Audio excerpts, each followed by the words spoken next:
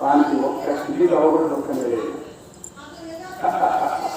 అప్పుడు కాశీ దగ్గరకు వచ్చారు కదా, ఇక కాశీ లోపలికి స్వామి దర్శనం తీసుకోవాలి, గంగలో స్నానం చేయాలి. గంగలో స్నానం చేసేటప్పుడు వాడు అడిగాడు, స్వామి కాబట్టి నిజం చెప్తున్నాను, నేను ఒక దారిలో ఒకటిగా ఉన్నాను,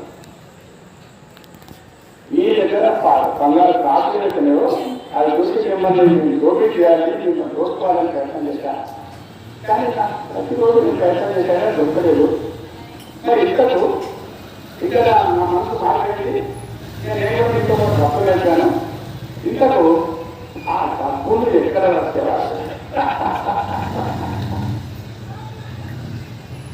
అది చెప్పిన సమాధానము ఎంత సమాచారం కదా. ఇంకా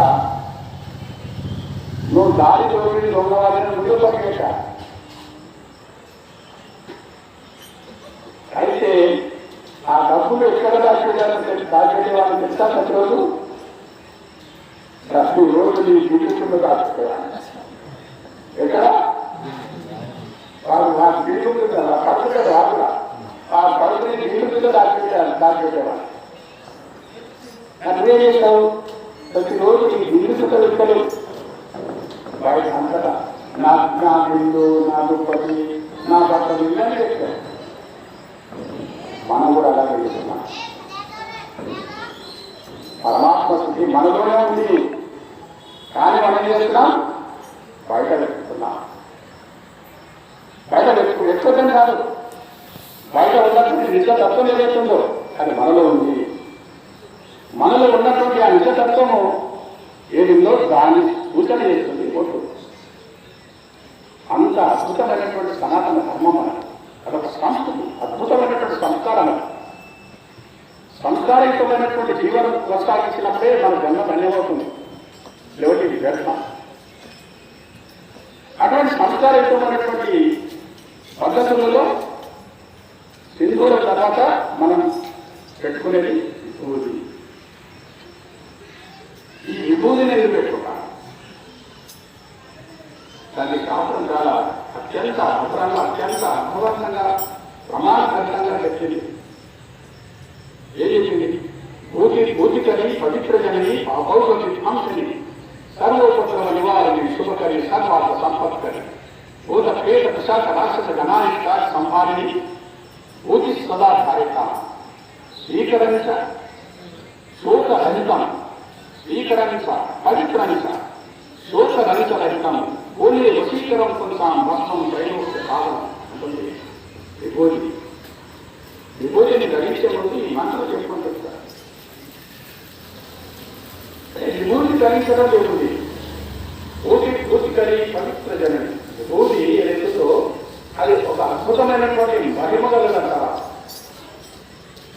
విభూతి ధరించడం వల్ల మనలో ఉన్నటువంటి కామ క్రోధాన్ని అరిషడ్ వర్గాలు ఏవైతున్నాయో ఆ అరిషడ్ వర్గాల నుండి నివారింపజేస్తుంది. ఏది? విభూతి గుర్తుపెట్టుకోండి.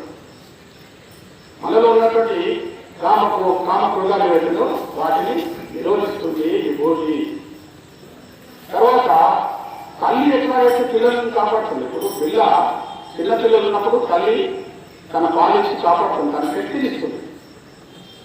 పెరుగుతున్న కొద్ది చాలా చక్కగా అలంకరించి, చక్కగా స్నానం చేయించి, చక్కగా తిండి పెట్టి, చక్కగా తిండి తినిపించి తల్లి చాలా పాలనతో పోషిస్తుంది. అట్లాగే ఈ విభూతి కూడా తల్లిలాగా మనం పోషిస్తున్నదా. ఆ పౌరుని సంశని అన్నది అక్కడ